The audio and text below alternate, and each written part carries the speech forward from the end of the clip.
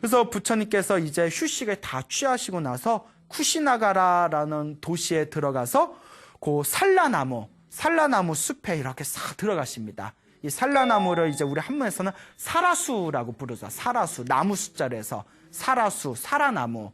산라나무에 딱 들어가셔서 산라나무 두 그루가 아름답게 서 있는 그 두 그루에 북쪽으로 머리를 두시고 오른쪽으로 누우셨대요.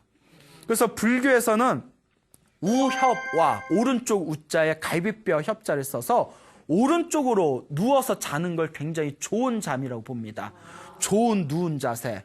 그래서 이렇게 오른쪽으로 눕는 것이 누워서 수행을 하기가 더 좋다. 이제 이런 것이 불교의 가르침에 내려오고 있죠. 저도 그거 따라한다고 오른쪽으로만 누웠는데 좀 백이더라고요. 예? 어쨌거나 그 오른쪽으로 이렇게 누우셨을 때 하늘 세계에 있는 천신들이 그 부처님의 누운 모습을 보고 부처님이 이 세상을 떠나시기 전에 우리가 마지막으로 꽃공양을 올리자 해가지고 때가 아닌데 산라나무에 꽃이 필 때가 아닌데 부처님이 누워 계시는 두 그루 나무 사이에 그 나무에 갑자기 꽃을 피게 해가지고 꽃이 화려하게 만발을 하면서 그 꽃잎이 우수수수 떨어져서 부처님의 몸을 덮었답니다. 얼마나 아름다워요. 그 우수수수 다 덮였을 때 천신들의 센스가 있어. 그렇죠? 다들 아주 미학적인 센스가 있어요. 근데 부처님께서 꽃잎이 자신의 몸을 뒤덮으면서 천신들이 꽃공양을 올리는 것을 보고 부처님이 기뻐하지 않으셨대요. 부처님은 오히려 이렇게 얘기하십니다. 하늘에 있는 신들이요, 부처님께 꽃공양을 올리는 것은 아주 훌륭한 공덕, 훌륭한 복을 짓는 길입니다. 실제로 우리 경전에 보면 부처님께 꽃을 많이 올리면 다음 생에 미남미녀로 태어난다고 합니다. 그래서 뭐 절을 많이 하거나 부처님한테 꽃공양을 올린다거나 법당 청소를 잘한다거나, 그리고 화를 내지 않으면, 화를 많이 내면 다음 생에 못생겨진다는 그런 경전의 가르침이 있죠. 찔리죠? 예. 어쨌거나 부처님께서 하늘세계에 있는 천신들에게 부처님에게 꽃공양을 올리는 것은 아주 훌륭한 공덕, 선업입니다. 하지만 꽃공양을 올려서 부처님한테 예배를 올리는 거, 인사를 올리는 거는 진정한 예배가 아닙니다.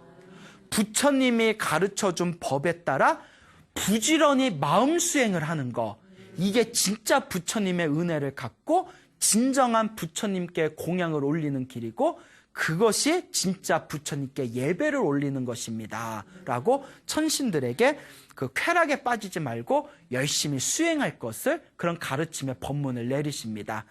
자, 부처님께서 그렇게 누워 계실 때 부처님께서 아난에게 이제 말씀을 하시기를, 이제 저 쿠시나가라에 있는 사람들에게 다들 전해라. 이제 붓다께서 오늘 밤에 반열반에 드시게 되니 마지막으로 이 산라나무 숲에 와서 부처님께 예배를 드리라고 어서 사람들에게 알리거라 라고 부처님이 아난에게 시킵니다. 그래서 아난이 부처님의 이제 말씀을 듣고는 막 슬픔에 겨눌 수가 없어서 눈물을 펑펑 흘리면서 그 도시에 있는 사람들에게 부처님이 산라나무 숲에서 마지막 열반에 드시고자 준비 중이니 어서 가서 인사드리십시오 라고 말을 전하고, 사람의 입이 무섭잖아요. 요새는 뭐 SNS로 바로 치면 되는데 뭐 대박 막 이러면서 오늘 밤에 부처님 열반 웬열 막 이러면서 막 올리면 됐는데, 진짜 레알 막 이러면서 뭐 그러면서 이제 사람들의 입소문이 쫙 펼쳐지면서 수많은 사람들이 이제 모여들게 됩니다. 이제 한낮에 저녁에 밤으로 해서 하늘 세계에 있는 천신들과 그 주변에 있는 수많은 중생들이 찾아와서 부처님께 이제 절을 올리게 되죠. 그때 부처님이 돌아가시기 직전에, 열반에 드시기 직전에 수바따라는 이름을 가진 100살이 넘은 어느 다른 종교의 수행자가 다 부처님을 찾아옵니다. 그 다른 종교의 수행자가, 나는 평생 진리를 위해서 수많은 종교를 섭렵해 왔어. 오늘 부처님께서 마지막으로 세상을 떠나신다고 하니 내 부처님께 질문할 게 있습니다 하니까 아난스에 딱 걱정이 되는 거예요. 부처님께서는 지금 몸이 너무나 피곤하시니 그냥 인사만 드려야지, 부처님께 법문을 청하면 부처님이 더 이상 법문하시기 여력이 없습니다. 근데 그냥 돌아가시거나 인사만 하고 가십시오. 이렇게 속닥속닥 하는 이야기를 부처님이 들으십니다. 다 누우셔서. 귀도 밝아. 그래서 나이 들었더니 귀만 밝아 뭐 이런 얘기 있잖아요. 부처님이 다 귀가 밝으시잖아요. 안 하나. 이 세상에 붙다 부처님이 세상에 출현한 것은 한 사람에게라도 법을 전하고 한 사람에게라도 진리의 세계를 인도하기 위해서였다. 근데 어찌하여 법을 들으러 오는 사람을 막을 수가 있단 말인가? 그 사람을 내게로 보내라. 그것이 바로 부처님이 세상에 출현한 진정한 뜻이다. 참 대단하죠. 저도 이렇게 원래 부처님은 당신이 돌아가시기 직전에도 한 사람에게라도 법을 전하려고 이렇게 마음을 내셨지만 저희들 같은 경우에는 막 몸 피곤하고 힘들면 법문하기도 귀찮고 예? 공부하기도 귀찮고 솔직히 그런 마음이 나올 때도 있거든요. 내가 이러려고 스님 나 자괴감 들어 막 이러고 예? 자, 몸이 힘들면 그러니까 우리 부처님의 자비심이 정말 위대합니다. 그렇게 위대한 부처님의 자비심을 볼 때마다 부처님의 제자인 그 불제자로서 굉장히 많이 부끄러움을 느끼게 되죠. 어쨌거나 그 수바다라는 그 다른 종교의 수행자가 와서 부처님께 절을 올리고 다음과 같이 질문을 드립니다. 부처님, 저는 지금까지 그때 뱃살이 넘었다고 하거든요. 참 정정해요. 뱃살이 넘었는데도 진리를 위해서 수많은 종교를 다 찾아다녔습니다.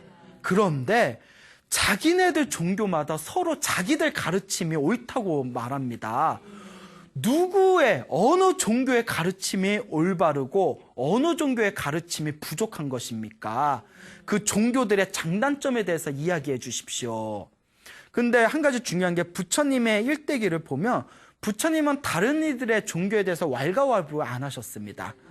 부처님께서는 다른 종교에 대해서 의미 없는 그냥 무의미한 비판에 대해서 그건 옳지 못하다라고 하고 되도록이면 다른 종교를 다 포용해주는 그런 어떤 자비정신이 있으셨거든요. 이때도 부처님이 이와 같이 말씀하십니다. 다른 종교에 대해서 말해봤자 무슨 의미가 있겠는가? 다른 종교에 대해서 말해봤자 아무런 의미가 없다. 대신 나는 부처님은 오로지 불법에 대해서 얘기하겠다. 내가 불법의 깊은 뜻에 대해서 이야기할 테니 잘 듣거라 하면서 평생 진리를 찾아다닌 그 수바다라는 이에게 다음과 같이 얘기합니다. 팔정도가 있으면 바른 가르침이고 팔정도가 없으면 삿된 가르침이다. 오로지 팔정도만이 진정한 바른 진리다라는 설법을 해주십니다. 그래서 이 팔정도라는 그 우리 불교 수행의 핵심이 되는 8가지 가르침이 있습니다. 그래서 팔정도, 첫째가 정견, 바른 견해를 뜻합니다. 정견, 또 정견에 대해서 설명하면 한도 끝도 없고요. 정견, 바른 견해, 정사유, 바른 생각, 바른 생각을 뜻하죠. 그 다음에 정어, 바르게 말하는 거, 바른 말을 뜻합니다. 그 다음에 정업, 정업은 바른 행위를 뜻합니다. 그 다음에 정명, 정명은 바를 정자에 못쓴 명자를 쓰는데 바른 못숨의 뜻이 아니라 바른 생활 방식을 뜻합니다. 바르게 살아가는 거. 예? 그 다음에 정진, 바르게 정진하는 거. 그 다음에 정념, 정념은 바르게 마음을 챙기는 거. 그 다음에 마지막에 정정은 바르게 정신을 통일하는 거. 이 8가지, 정견에서 정정까지 이 8가지 발음이 있으면 그건 올바른 진리다. 하지만 이 8가지 바른 8가지의 이치가 없다면 그것은 올바른 가르침이 아니다 해서 불교의 가장 중요한 핵심이 팔정도이다라고 말씀을 하십니다. 8가지 다 외우셨어요? 나중에 인터넷 치면 다 나와요.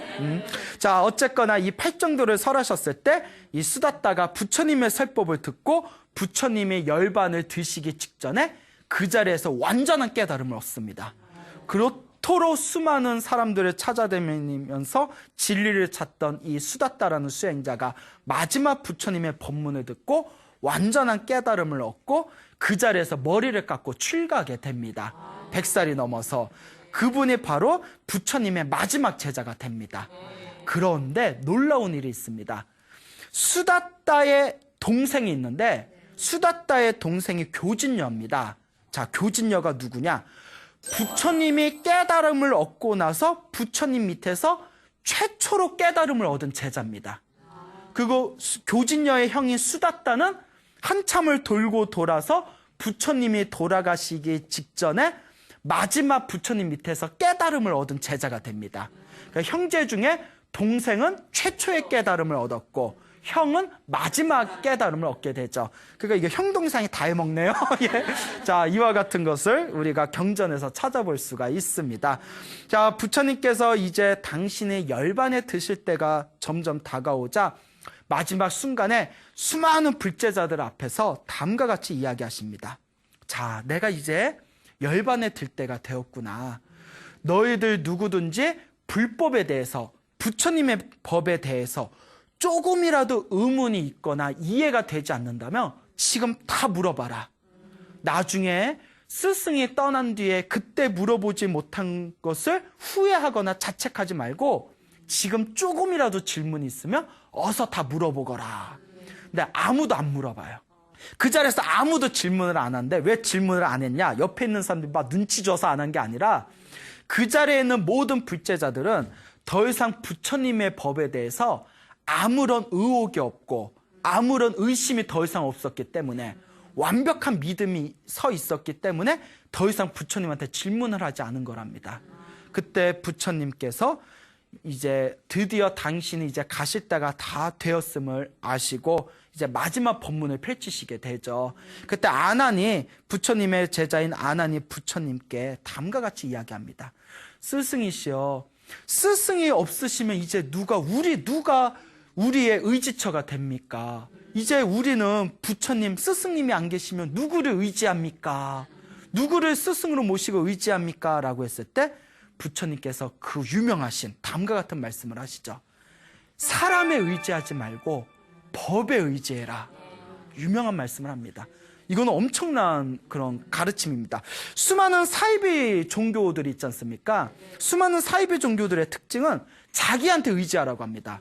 너 나 없으면 안 돼. 예? 나만 의지해야 돼. 나만 바라봐. 막 이러면서 나만 바라봐. 딴 데 보면 안 돼. 딴 데 보면 너희들은 저주에 걸릴 거야. 근데 부처님은 뭐라고 하셨죠? 사람에 의지하지 말고 무엇에 의지하라? 법에 의지해라. 계율에 의지하라.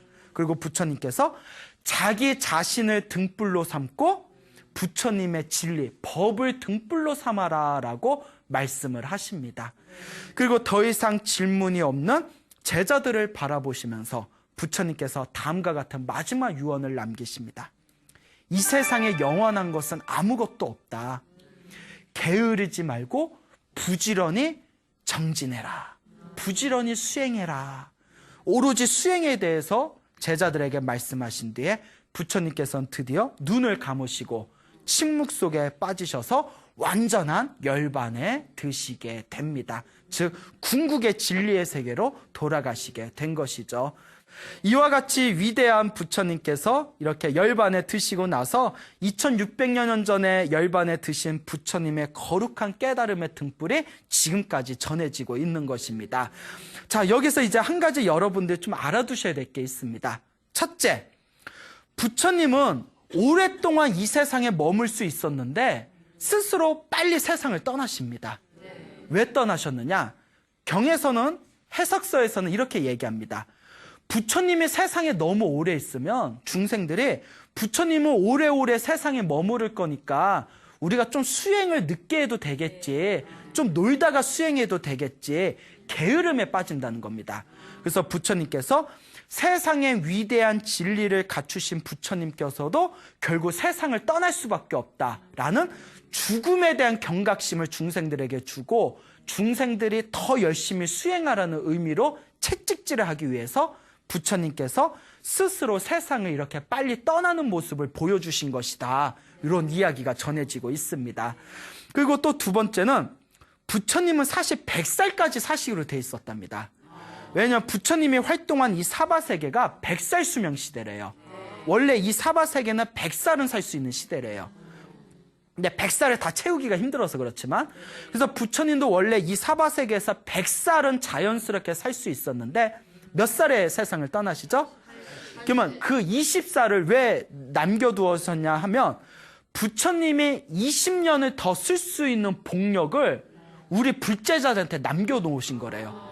그래서 20년, 당신이 쓸 수 있는 20년의 복을 남겨두시고 2600년 동안 우리 불제자들이 부처님이 남겨놓으신 20년의 복을 조각조각 떼어먹고 사는 거다라는 얘기가 있어요. 그래서 어느 큰 스님이 그러시더라고요. 승복만 입고 머리만 깎으면 절대 굶어 죽을 일은 없다. 왜 그러냐? 부처님이 20년 남겨놓은 복력이 있기 때문에 우리 스님들은 어지간해서 굶어 죽을 일이 없다. 이런 또 큰 스님들의 법문이 있습니다. 그런 설이 있죠. 자, 그리고 또 한 가지 중요한 게 부처님이 설사병에 걸리셨잖아요. 이것도 인과 업보랍니다. 부처님이 머나먼 과거 전생에 유명한 의사였답니다. 유명한 의사였는데 어느 부잣집에 있는 큰 부자를 그 난치병을 힘들게 고쳐줬대요. 근데 병을 고쳐줬는데 이 부자가 큰 돈을 이렇게 지불하기로 했는데 막상 돈 주려니까 아까운 거예요. 그래서 계속 돈을 안 줘가지고 그 복수심에 그 부자한테 설사약을 줘서 그 부자가 심한 설사병으로 인해서 거의 죽음 직전까지 갔대요. 그때 그 부자에게 복수하기 위해서 설사병을 일으키는 설사약을 준 그 업보로 부처님께서 그 설사병에 걸리신 거라고 합니다. 그리고 가장 중요한 마지막에 아난에게 마지막에 사실 이렇게 얘기하십니다. 아난아, 혹시 내가 열반에 든 뒤에 사람들이 쭌다에게 네가 준 음식 때문에 부처님이 돌아가셨잖아 라고 비난한다면 네가 반드시 찾아가서 위로해다오. 부처님이 말을 전하기를 쭌다가 준 공양 때문에 부처님이 떠나신 게 아니다. 오히려 쭌다가 부처님이 열반하시기 직전에 올린 그 공양의 공덕으로 쭌다는 엄청난 복과 선업과 공덕을 짓게 된 것이다. 그러니 절대 죄책감을 가지지 말아라. 그대는 엄청난 공덕을 지은 것이다 라고 전해다오라고 말씀하신 그런 내용들이 있습니다. 배려의 아이콘, 부처님이 되시겠네요. 이와 같이 내가 지은 업은 반드시 내가 받을 수밖에 없는 것입니다. 그래서 우리가 열반제일을 맞이해서 부처님께서 2600년 전에 이 세상에 오셨지만 결국 부처님도 이 세상에서 흩어져 사라지셨습니다. 이와 같이 죽음이라는 이 무서운 세계에 대해서 경각심을 가지고 부처님조차 피할 수 없었던 죽음이란 거대한 세계에 대해서 우리가 삶과 죽음을 초월할 수 있는 부처님의 소중한 가르침을 끊임없이 닦아 나가야 되겠다라는 마음을 이번 열반제를 통해서 내가 열심히 수행하겠다라는 마음을 무럭무럭 일으키시길 바랍니다. 알겠죠? 네. 여러분, 행복해지고 싶습니까? 네. 행복한 삶을 창조하고 싶습니까? 네. 복을 지으십시오. 선업을 지으십시오. 공덕을 쌓으십시오.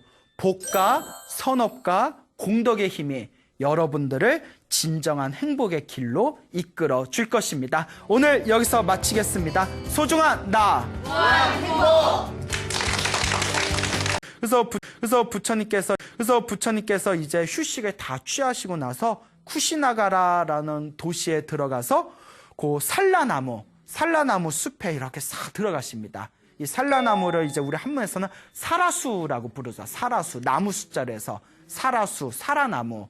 산라나무에 딱 들어가셔서 산라나무 두 그루가 아름답게 서 있는 그 두 그루에 북쪽으로 머리를 두시고 오른쪽으로 누우셨대요.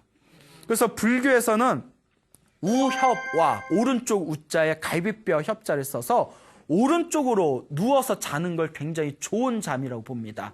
좋은 누운 자세.